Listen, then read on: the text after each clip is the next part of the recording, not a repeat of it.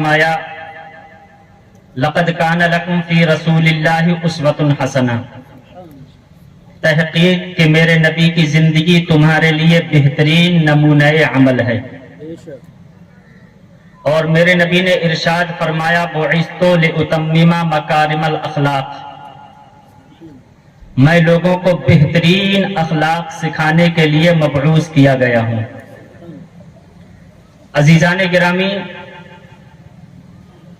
ہمارے نبی صلی اللہ علیہ وسلم کو اللہ رب العزت نے بے شمار معجزات عطا فرمائے، بلکہ میرے آقا صلی اللہ علیہ وسلم از سر تا قدم مبارک سراپا معجزہ بن کر تشریف لائے، لیکن اللہ کے رسول صلی اللہ علیہ وسلم کے چند معجزات بہت بڑے معجزے کہلاتے ہیں۔ ان میں سب سے بڑا معجزہ قرآن ہے، دوسرا بڑا معجزہ معراج مصطفیٰ، اور تیسرا معجزہ میرے آقا کریم صلی اللہ علیہ وسلم کے اخلاق حسنہ۔ انہی اخلاق حسنہ کو آج امت کو اپنانے کی ضرورت ہے۔ میرے آقا صلی اللہ علیہ وسلم کے ایسے اخلاق کہ جو آپ کی جان کے دشمن خون کے پیاسے تھے، اللہ کے نبی صلی اللہ علیہ وسلم کے اخلاق حسنہ سے متاثر ہو کر کے وہ میرے آقا کی غلامی میں آ گئے۔ اکرمہ ابن ابی جہل، صفوان ابن امیہ، یہ وہ دشمن تھے کہ جنہوں نے اسلام اور مسلمان اور بانی اسلام کو صفحہ ہستی سے مٹانے کی قسمیں کھائی تھیں، لیکن جب آقا کریم صلی اللہ علیہ وسلم کے اخلاق حسنہ کو دیکھا تو پہلے ان کی تلواریں آقا کریم صلی اللہ علیہ وسلم کی عداوت میں نیام سے باہر رہتی تھیں، لیکن جب میرے آقا صلی اللہ علیہ وسلم کے اخلاق حسنہ کو دیکھا تو اللہ کے نبی صلی اللہ علیہ وسلم کی حمایت میں ان کی تلواریں نیام سے باہر رہتی تھیں۔ آج ہم اخلاق مصطفیٰ سے کتنے دور ہیں، ہمارا اپنا بھائی ہم سے کتنی دور ہے، ہمارا اپنے سگوں کے ساتھ کتنا برا برتاؤ ہے، لیکن وہ میرے آقا صلی اللہ علیہ وسلم کے اخلاق تھے کہ جنہوں نے دشمنوں کو اپنا بنایا اور اپنی غلامی میں داخل فرمایا۔ عزیزان گرامی، آج لوگ مذہب اسلام پر یہ الزام لگاتے ہیں کہ اسلام تلوار سے پھیلا۔ میں آپ کو بتاؤں، اسلام تلوار سے نہیں بلکہ اسلام میرے آقا کے کردار سے پھیلا ہے۔ ایک حدیث شریف اور اس کا ترجمہ آپ سنیے۔ لیکن عزیزان گرامی، افسوس یہ ہے کہ ہمارے مسلمانوں کے پاس اس کا کوئی جواب نہیں رہتا۔ آپ کی سماعتوں کے ایک حدیث حوالے کرتا ہوں اور آپ اندازہ لگائیں کہ میرے آقا صلی اللہ علیہ وسلم کے کردار سے اسلام پھیلا ہے یا اسلام تلوار سے پھیلا ہے۔ بخاری شریف دوسری جلد صفحہ نمبر 627، باب و حدیث اسامہ ابن اسال، سمامہ ابن اسال، اور یہی حدیث بخاری شریف پہلی جلد باب و دخول المشرک پر ہے۔ حدیث کیا ہے؟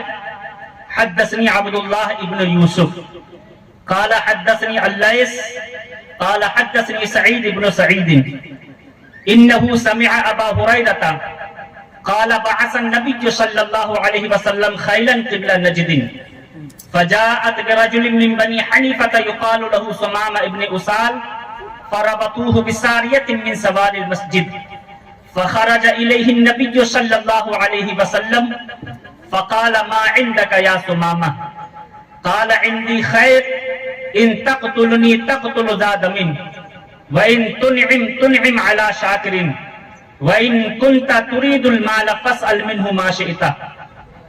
فقال النبي صلى الله عليه وسلم ما عندك يا سمامة؟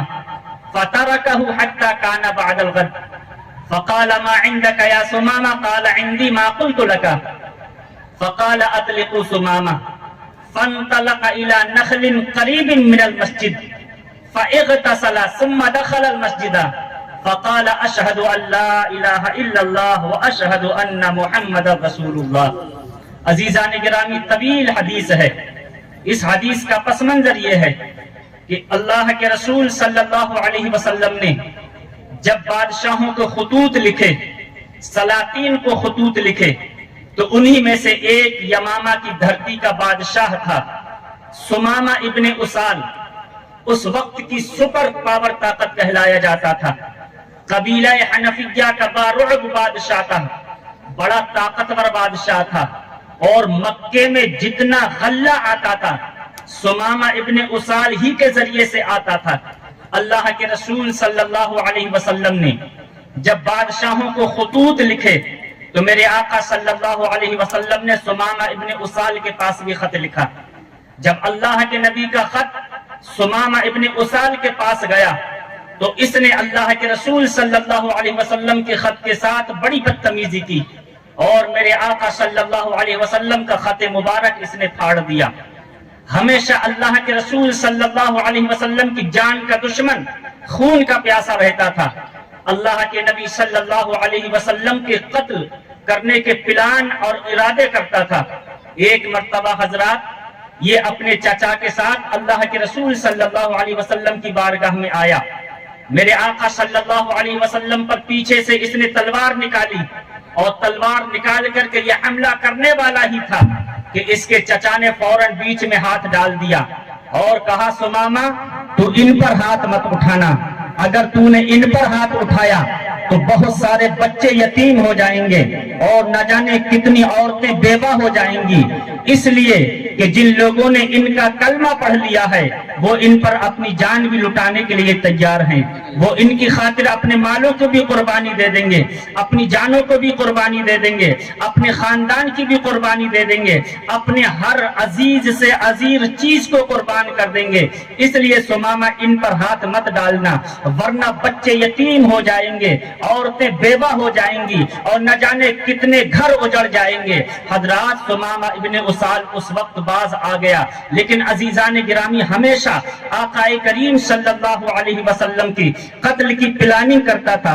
عزیزان گرامی ایک مرتبہ اسی بادشاہ نے میرے نبی کے چند صحابہ کرام کو گرفتار کیا اور صحابہ کرام کو گرفتار کر کے ایک کوٹری میں بند کر دیا اور ایک ایک کر کے صحابہ کو بلاتا تھا اور جانوروں کی طرح بڑی بے دردی کے ساتھ ذبح کر دیا کرتا تھا۔ بہت سارے صحابہ کرام کو سمامہ ابن اسال نے اپنے ہاتھوں سے ایسے ذبح کیا جیسے کہ بکری کو ذبح کرتے ہیں، اور صحابہ کرام کے جسم سے ایسے چمڑا اتروا لیا تھا جیسے کہ بکری کا چمڑا اتارتے ہیں۔ حضرات جب میرے آقا صلی اللہ علیہ وسلم کو اس کے بہیمانہ انداز اور اس کے بہیمانہ سلوک کی خبر پہنچی، اللہ کے رسول صلی اللہ علیہ وسلم کو بڑا صدمہ ہوا کہ میرے صحابہ کو اتنی بے دردی کے ساتھ اس نے قتل کیا ہے، اتنی صفاقی کے ساتھ اس نے قتل کیا ہے۔ حضرات اللہ کے رسول صلی اللہ علیہ وسلم نے صحابہ سے فرمایا صحابہ اب پانی سر سے اونچا ہو گیا ہے، جاؤ تمہیں سمامہ ابن اسال جہاں بھی ملے اس کو گرفتار کر کے لانا۔ عزیزان گرامی بخاری شریف میں حضرت ابو ہریرہ فرماتے ہیں بعث النبی صلی اللہ علیہ وسلم خیلا قبل نجد فجاءت برجل من بنی حنیفہ یقال له سمامہ ابن اسال، صحابہ کرام گئے عزیزان گرامی نجد کی طرف اور سمامہ ابن اسال کو گرفتار کر کے لائے۔ یہ کون سمامہ ہے جس نے میرے آقا کے خط مبارک کو پھاڑ دیا تھا، جس نے میرے نبی کے قتل کرنے کی پلاننگ تیار کی تھی، جس نے میرے نبی کے صحابہ کرام کو بے دردی کے ساتھ قتل کیا تھا، جسم سے ایسے چمڑا اتروا لیا تھا جیسے کہ بکری کے جسم سے چمڑا اتارا جاتا ہے۔ حضرات چنانچہ صحابہ کرام کی ایک جماعت جاتی ہے اور سمامہ ابن اسال کو گرفتار کر کے لاتی ہے۔ جب سمامہ ابن اسال گرفتار کیا گیا اور صحابہ کرام نے لا کر کے مسجد نبوی کے ستون سے باندھ دیا، اللہ کے رسول صلی اللہ علیہ وسلم کو خبر دی گئی یا رسول اللہ سمامہ ابن اسال کو گرفتار کر لیا گیا ہے، مسجد نبوی کے ستون سے باندھ دیا گیا ہے۔ عزیزان گرامی میرے آقا صلی اللہ علیہ وسلم تشریف لائے، مسجد نبوی میں میرے آقا جلوگر ہوئے، میرے نبی نے دیکھا کہ سمامہ ابن اسال وصال مسجد نبوی کے ستون سے بندھا ہوا ہے۔ حضرات کتنی جان کا دشمن تھا، خون کا پیاسا تھا۔ اللہ کے رسول صلی اللہ علیہ وسلم جب سمامہ ابن وصال کے پاس تشریف لائے، میرے نبی نے فرمایا سمامہ بولو تمہارے ساتھ کیا برتاؤ کیا جائے، بتاؤ تمہارے ساتھ کیا معاملہ کیا جائے۔ تم وہی ہو نا جنہوں نے میرے خط کو پھاڑا تھا، تم وہی ہو نا جو میرے قتل کی پلاننگ کرتے تھے، تم وہی ہو نا کہ جنہوں نے میرے صحابہ کو بے دردی کے ساتھ جانوروں کی طرح بے دردی کے ساتھ ذبح کیا تھا، تم وہی ہو نا کہ جنہوں نے میرے صحابہ کے جسم سے ایسے چمڑا اتروا لیا تھا جیسے کہ بکری کے جسم سے چمڑا اتار دیا جاتا ہے۔ بتاؤ سمامہ تمہارے ساتھ کیا معاملہ کیا جائے۔ میرے آقا نے فرمایا، میرے نبی نے فرمایا بولو سمامہ تمہارے ساتھ کیا برتاؤ کیا جائے۔ تو حضرات یہی سمامہ ابن وصال جو وقت کی سپر پاور طاقت تھا اور اتنا امیر اور ایسا بادشاہ کہ مکے میں جتنا بھی راشن آتا تھا سمامہ ابن وصال ہی کے پاس سے آتا تھا۔ حضرات جب میرے نبی نے فرمایا بتاؤ تمہارے ساتھ کیا معاملہ کیا جائے تو سمامہ ابن وصال نے 3 آپشن پیش کیے تھے۔ عرض کیا رسول اللہ اے پیغمبر اسلام ان تقتلنی تقتل ذا من وان تنعم تنعم على شاکر وان كنت تريد المال فاسأل منه ما شئت۔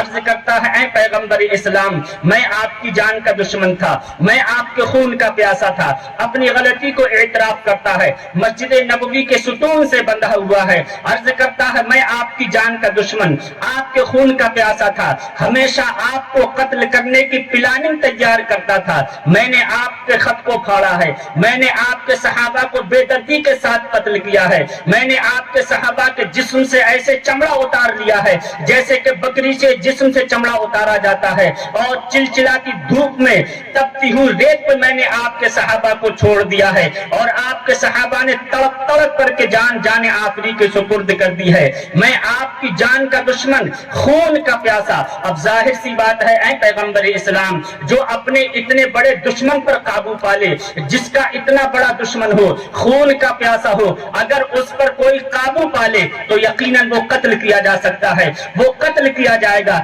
اس لیے عرض کرتا ہے ان تقتلنی تقتل ذا من، اگر آپ مجھے قتل کر دیں تو یقیناً میں قتل کیے جانے کا حقدار ہوں، اس لیے کہ میں آپ کی جان کا دشمن، خون کا پیاسا تھا، میں نے آپ کے صحابہ کو بے دردی کے ساتھ قتل کیا۔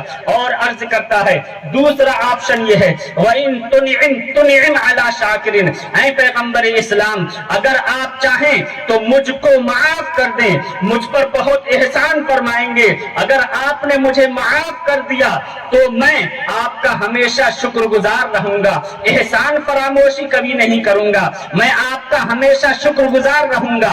اور تیسرا آپشن کہتا ہے وَإِن كُنْتَ تُرِيدُ الْمَالَ فَاسْأَلْ مِنْهُ مَا شِئْتَ، اے پیغمبر اسلام اگر آپ کو کچھ مال چاہیے تو میں آپ کے قدموں میں مال کے ڈھیر لگا دوں گا، آپ زبان کھولیے، جتنا مال آپ کو چاہیے میں اتنا مال آپ کے قدموں میں ڈھیر لگا دوں گا۔ عزیزان گرامی فَتَرَكَهُ حَتَّى كَانَ بَعْدَ الْغَدْ، میرے آقا صلی اللہ علیہ وسلم صحابہ کرام کو بلاتے ہیں، کون ہے یہ سمامہ؟ باروب بادشاہ ہے، وقت کی سپر پاور طاقت ہے، اور میرے نبی کی جان کا دشمن، خون کا پیاسا ہے۔ دیکھیے اللہ کے نبی صلی اللہ علیہ وسلم نے اپنے دشمنوں کے ساتھ کتنا بہترین برتاؤ کیا۔ اللہ کے نبی صحابہ کرام کو بلاتے ہیں، میرے آقا صحابہ کو بلاتے ہیں اور فرماتے ہیں صحابہ تمہارے اپنے اپنے گھروں پر جاؤ اور تمہارے گھروں میں جس کے یہاں سب سے بہترین کھانا بنا ہو وہ کھانا لے کر کے آئے اور سمامہ ابن وصال کی ضیافت کرے، جس کے یہاں سب سے عمدہ کھانا بنا ہو وہ کھانا لا کر کے سمامہ ابن وصال کو کھلائے۔ اور پھر میرے آقا فرماتے ہیں صحابہ سنو، ہر روز صبح سویرے میری اونٹنی کا تازہ دودھ اس کو پلایا جائے۔ عزیزان گرامی صحابہ کو اللہ کے نبی نے حکم دیا اور میرے آقا صلی اللہ علیہ وسلم تشریف لے گئے۔ اللہ کے نبی صلی اللہ علیہ وسلم دوسرے دن پھر مسجد نبوی میں تشریف لائے۔ सुमामा इब्ने उसाल मस्जिद नबी के सुतून से बंधा हुआ है। फिर अल्लाह के रसूल सल्लल्लाहु अलैहि वसल्लम ने फरमाया, मेरे आका ने फरमाया, मा इंदका या सुमामा, बोलो सुमामा तुम्हारे पास कोई उज़्र है, कोई बहाना है, तुम्हारे साथ क्या मुआमला किया जाए? तो सुमामा इब्ने उसाल ने फिर यही जवाब दिया कि ऐ पैगंबर इस्लाम, वही 3 ऑप्शन हैं, आप चाहे मुझे कत्ल कर सकते हैं तो यकीनन मैं कत्ल किए जाने का हकदार हूं और मैं कत्ल किए जाने के लायक हूं, और चाहे तो आप मुझ पर एहसान करके मुझे छोड़ दें और आप चाहे तो मुझसे माल ले लें, माल लेकर के छोड़ दें। अल्लाह के रसूल सल्लल्लाहु अलैहि वसल्लम फिर तशरीफ ले गए और नबी ने फरमाया, सहाबा तुम इसकी अच्छी तरह से मेजबानी करो और मेरी ऊंटनी का हर रोज सुबह शाम इसको दूध पिलाओ। अजीजान गिरामी, अल्लाह के नबी फिर तशरीफ ले गए। तीसरे दिन मेरे आका तशरीफ लाए। अल्लाह के नबी ने फिर इरशाद फरमाया, सुमामा बोलो तुम्हारा क्या ख्याल है? अर्ज की, इंदी मा कुल्तु लका, ऐ पैगंबर इस्लाम मेरे पास वही 3 ऑप्शन हैं, चाहे तो आप कत्ल कर सकते हैं, चाहे तो आप मुझे माफ कर सकते हैं, चाहे तो आप मुझसे माल लेकर के मुझे छोड़ सकते हैं। हजरात मुहतरम, कौन है इतनी जान का दुश्मन है, खून का प्यासा है, जो सहाबा किराम का कातिल है और इतना बड़ा बादशाह है? अल्लाह के नबी सल्लल्लाहु अलैहि वसल्लम मुस्कुराए। मेरे नबी ने फरमाया, सुमामा ना मैं तुम्हें कत्ल करूंगा और ना मैं तुझसे माल लूंगा, बल्कि मेरे नबी ने फरमाया सहाबा को, अतलिकू सुमामा, सहाबा सुमामा को खोल दो, इसकी रस्सियों को खोल दो, मस्जिद नबवी के सुतून से इसको खोल दो। हजरात सहाबा किराम सुमामा इब्ने उसाल को खोल देते हैं। जब सुमामा इब्ने उसाल को अजीजाने गिरामी सहाबा ने खोला तो बुखारी शरीफ की हदीस है, फंतलका इला नखलिन करीबिन मिनल मस्जिद फइगतसला सुम्मा दखलल मस्जिदा। सहाबा ने सुमामा इब्ने उसाल को खोला। जैसी ही सुमामा इब्ने उसाल खुला रस्सियों से, फौरन मस्जिद नबवी के बाहर एक बाग था खजूरों का, उस बाग में पानी का चश्मा जारी था।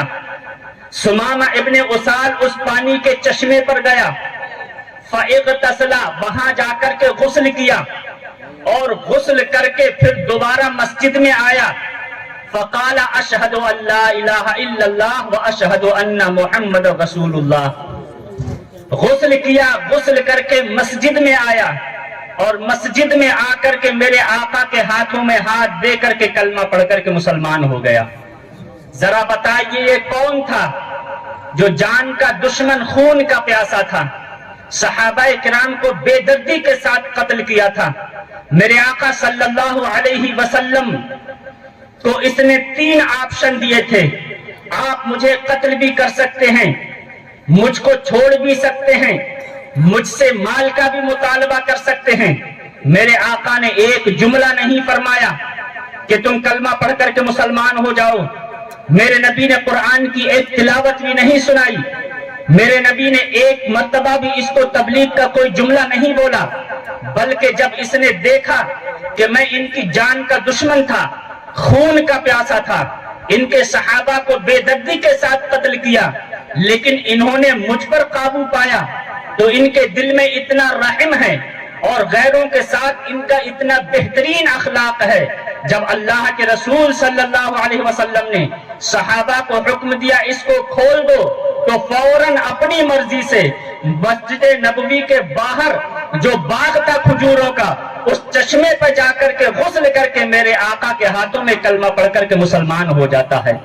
अजीजाने गिरामी, इसलिए हम कहते हैं इस्लाम तलवार से नहीं बल्कि इस्लाम मेरे आका के अखलाक व किरदार से फैला है।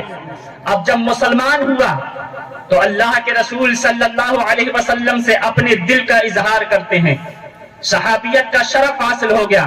अर्ज किया, मोहम्मद वल्लाही मा काना अलल अर्दि वजहुन अबगज़ इलय्या मिन वजहिका फक़द अस्बह वजहुका अहब्बल वुजूहि इलय्या।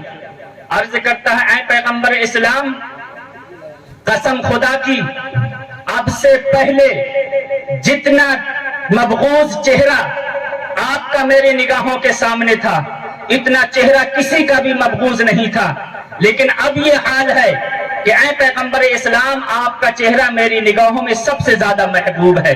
और अर्ज करता, ऐ पैगंबर इस्लाम, अब से पहले जितना آپ کا شہر میری نگاہوں میں مبغوض تھا، اس سے زیادہ میں کسی شہر سے نفرت نہیں کرتا تھا، لیکن آپ کا شہر میری نگاہوں میں سب سے زیادہ محبوب ہو گیا۔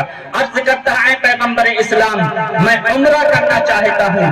عزیزان گرامی، میرے آقا صلی اللہ علیہ وسلم عمرے کی تعلیم فرماتے ہیں، اللہ کے رسول صلی اللہ علیہ وسلم نے عمرے کی تعلیم فرمائی، اور عمرے کی تعلیم فرما کر کے میرے آقا نے فرمایا جاؤ تمہیں عمرہ مبارک ہو۔ بہرحال حضرات، وقت کی قلت دامنگیر ہے اور حدیث آدھی رہ گئی، میں عرض یہ کرنا چاہتا ہوں کہ اسلام تلوار سے نہیں بلکہ اسلام نبی کے اخلاق اور نبی کے کردار سے پھیلا ہے۔ اللہ رب العزت اخلاق مصطفیٰ کو ہمیں اپنانے کی توفیق عطا فرمائے۔ وآخر دعوانا ان الحمدللہ۔ السلام علیکم۔